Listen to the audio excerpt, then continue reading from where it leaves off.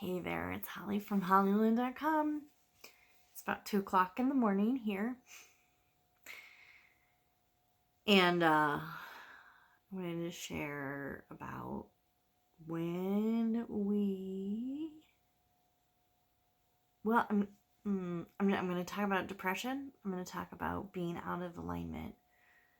And I'm going to talk about my neurodivergent kid. But before I do, talk about these 3 things, please hit subscribe so you can stay updated on all the other amazing things we talk about here, because each day it's totally different. So, well, my eyes are really red. The series of events that kind of happened, I haven't been sleeping really great. Been busy. I have like 3 business irons in the fire, and like I've been trying to like hold up those plates.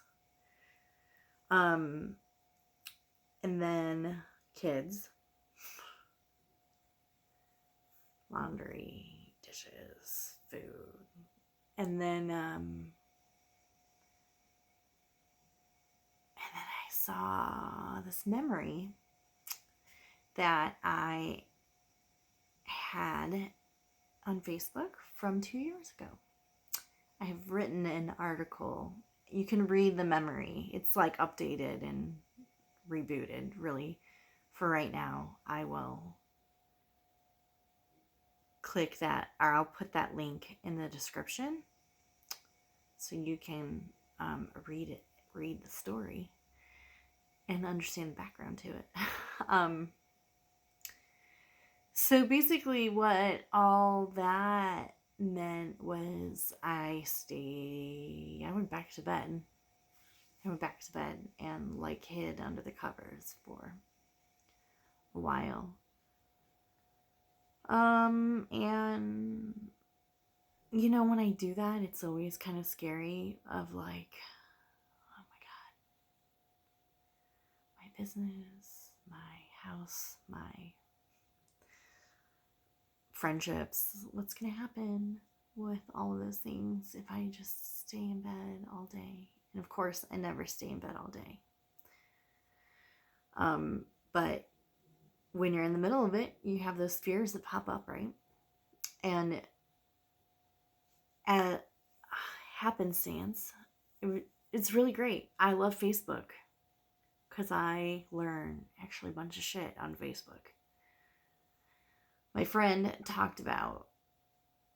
Kate talked about depression often being manifesting as feelings that we are not wanting to feel can sometimes manifest as depression. So as I was laying in bed, I was thinking about that. And I finally asked myself, what the hell am I trying to avoid here? Like, why, what feeling am I trying to avoid? Because I understand you can lay in bed because you're just exhausted, and that is part of it. But I certainly had all the dark thoughts that kind of come along when I'm worried about getting depressed. And so anyway, I asked myself, what the hell am I avoiding? What feelings am I not wanting to feel? And I think what I discovered is that one of the businesses that I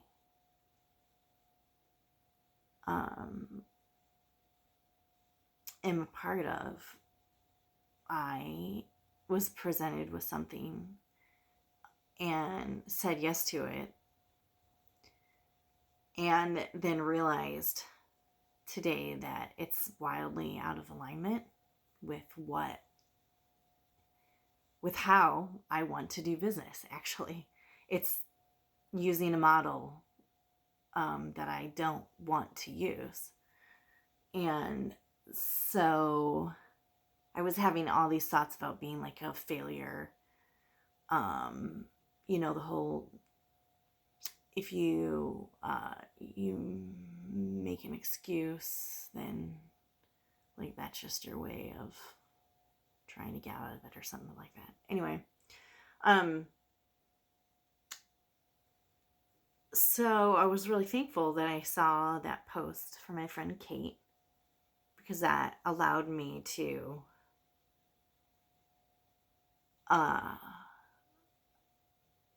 stop denying and actually get to the root cause of it. Because the deal was I was hiding because I have this like assignment thing that I'm working on, and I'm like, I don't want to fucking do it. That's not how I want to do it.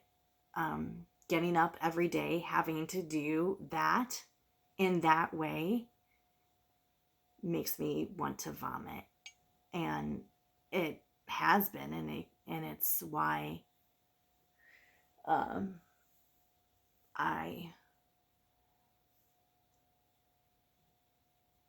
am less attentive to some of the streams of income that I have. And so, anyway, once I dealt with that, then I was able to feel those feelings, realize I'm actually not a feeling. I'm actually getting clear on what it is I don't want to be doing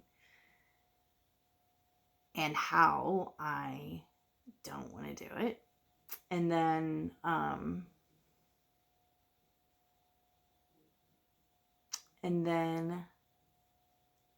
I had this 2-year memory thing with my daughter, Hope. And the original post was kind of dark.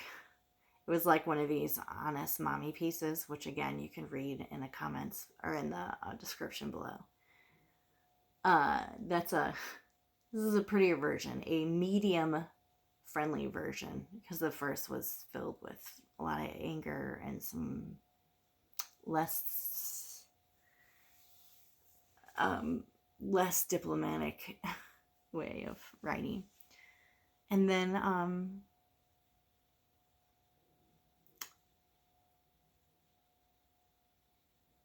what I was like, what made me want to avoid this article with Hope is, number one, she's older now. She's 11 years old. And I had written this Facebook post when she was 9. And so she was undergoing a lot more transition than what she is right now. Although, really, nothing's changed in terms of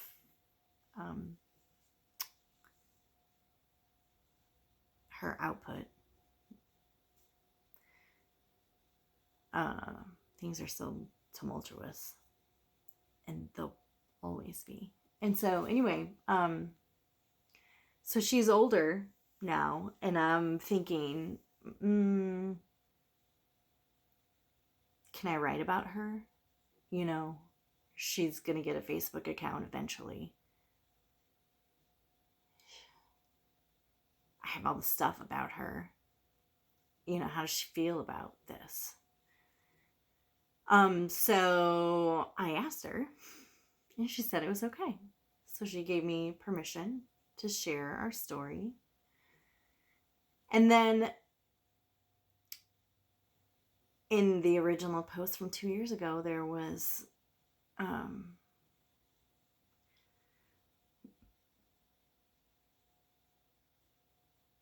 I had some pushback from a friend that I normally get pushback from, because she's in a different generation and definitely a different belief system in terms of parenting.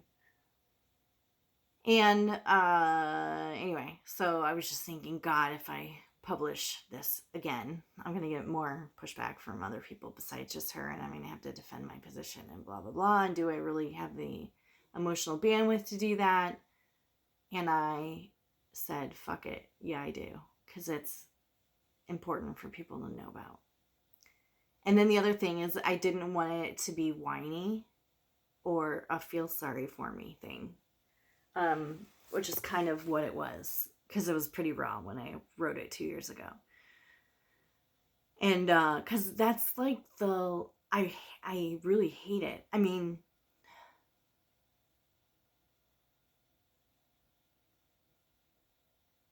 I don't get on Facebook to vent shit. You know what I mean?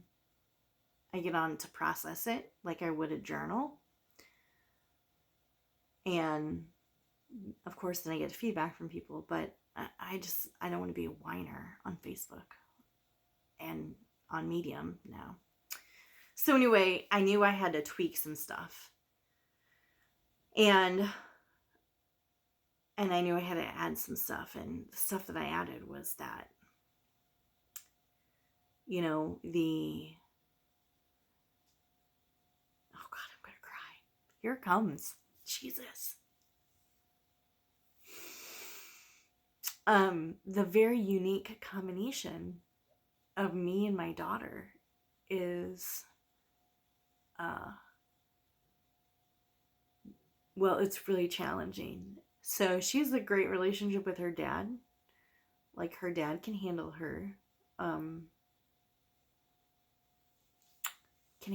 energy.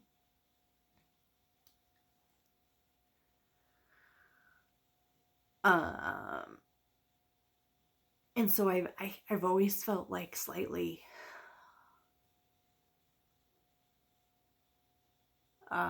ineffective. God, it's so late. Like, I'm not qualified to be her parent, I guess.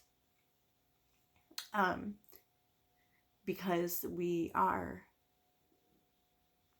so different. And so anyway, when I was, updating the article, part of the piece that I had to update was the fact that I,